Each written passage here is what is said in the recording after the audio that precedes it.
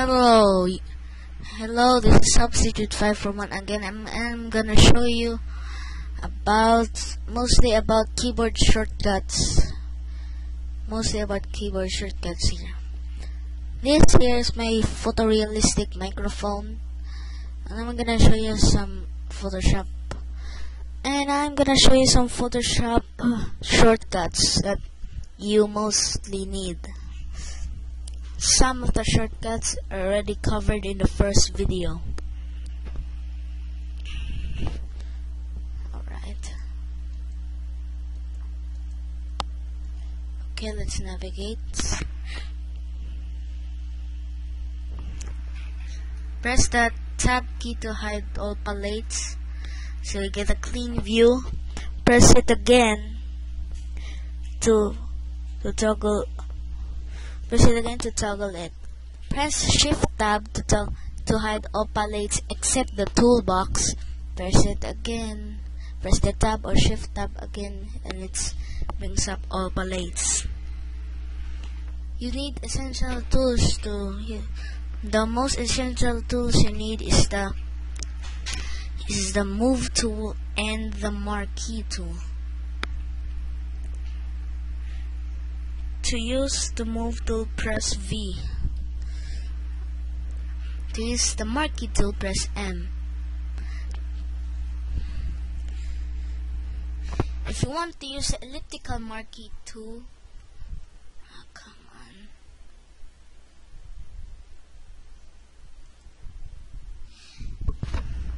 If you want to use the elliptical marquee, press Shift M. See? If you want to use the paint bucket, press G. If you want to use another, you see here, there's the same shortcuts.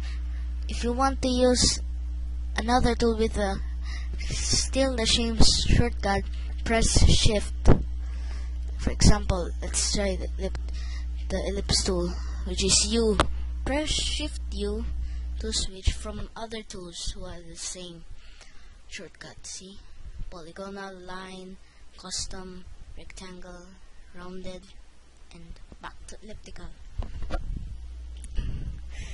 In Photoshop 6, I believe there's no rounded rectangle. Alright. Transforming.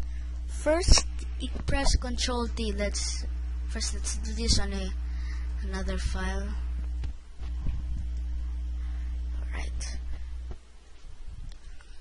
We want to make a rectangle. Oops. Let's do a simple square. By the way, to constrain a rectangle or any of the shape tools here to a square-like, press Shift to constrain it. Press Shift.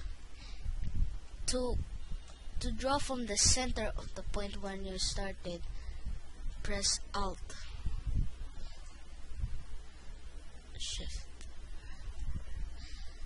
To move your drawing while still drawing it, press Spacebar.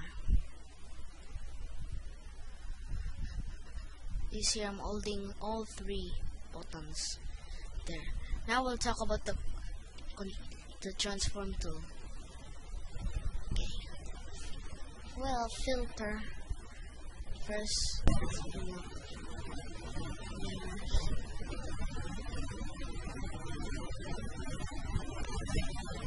It's an edit transform.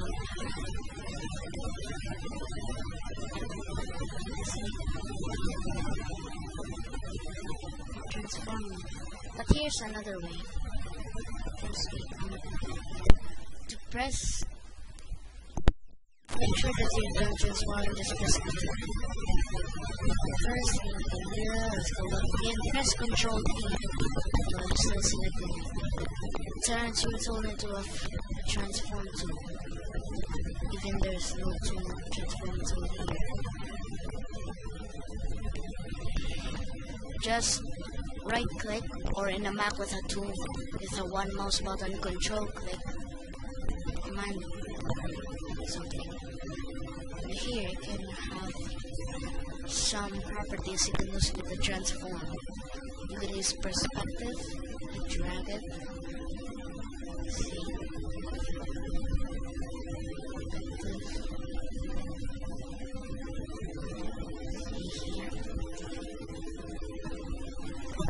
You can use the scale. You can the scale and rotate are already in the move tools. I'm not gonna cover that. You can use the scoop, drag the handles left to right, the corner angles up or left, the side angles up or down. First, and here's the warp. First, let's cover the distort. I really didn't cover much of this. It's the same as all tools. Almost the same. You can distort its points to wherever you like. See?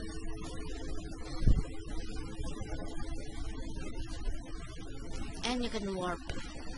What this does is warp your rectangle to look like a black hole. Of course, you need color to see that. In fact, let's color it. Let's add a gradient fill. Press gradient tool, use any gradients. First, let's rasterize it. Edit, wait, image, rasterize shape. Now that it's pixel based, we can add a gradient. But first we must select it, control click on layer thumbnail to select everything, every visible drawing. The background is not selected because it's not visible, it's completely transparent. Now that it's done, we can add a gradient. In fact, let's make it radial. We'll cover about gradients later.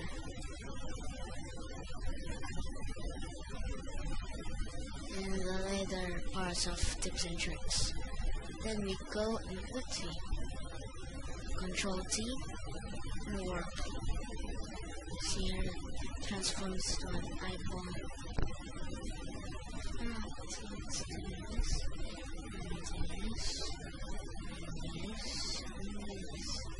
Not bad. This here is called the control handle. We'll cover more in detail later, or in the next videos. Or if you have Linda, you can just watch. There's randomness of weirdness. Here, that's random. To me, it looks like a fold of paper, randomly twisted and turned. There are more tips and tricks, like the undo, which you can press Ctrl Z.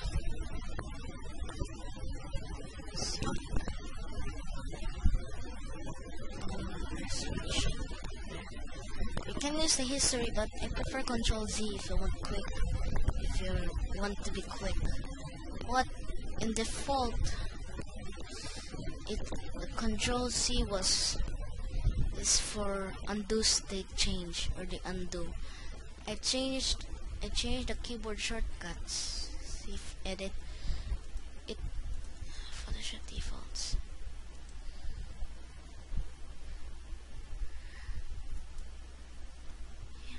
Here's the defaults: undo or redo, Ctrl Z.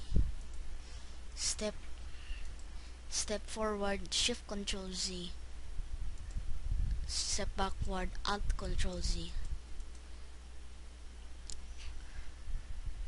You can change it so it's be more simple, like change this to, instead of undo for redo for control, step backward for Alt Ctrl Z, you can change it to Ctrl Z, remove this shortcut, and here you can change it to Shift Ctrl Z, which is mine. You can also change others, but I only changed one. That's okay for me. Now that that's done, you can use the hand tool to toggle. Just press spacebar. Press Alt and hold Alt and scroll. I believe I covered that before. and you can move around, you can pan around, you see, by holding spacebar while using any tool. Here's a magic tool, but covering that later. You can use save as. With saving is Control S. I'm not gonna save it. Save as. Let's do that here. The already saved one means you're gonna save another file of the same project. That's useful in some things which I'm not gonna cover. You can use the brush. First, let's hide this. I don't know, over there. Using the airbrush. Is this transparent? See here. To toggle the brush size, you can just use the bracket keys. Left bracket makes it smaller. Right bracket makes it extremely large, which lags this screen. Right. Do that over and over again until the computer crashes or something.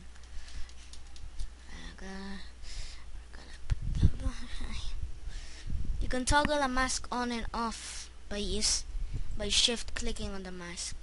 Let's see. Let's open my blue planet that is featured in the first tips and tricks. You can shift click on the layer mask so you can see it. See? I'll cover into the more detail later. See, I mask the shadow. And there's the hue and saturation. I don't think there's no mask in the hue saturation.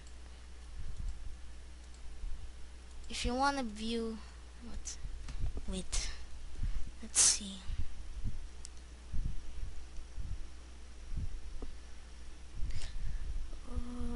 Okay, to view the layer mask, I'll click on the mask.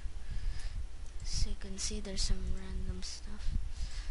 Control D. There.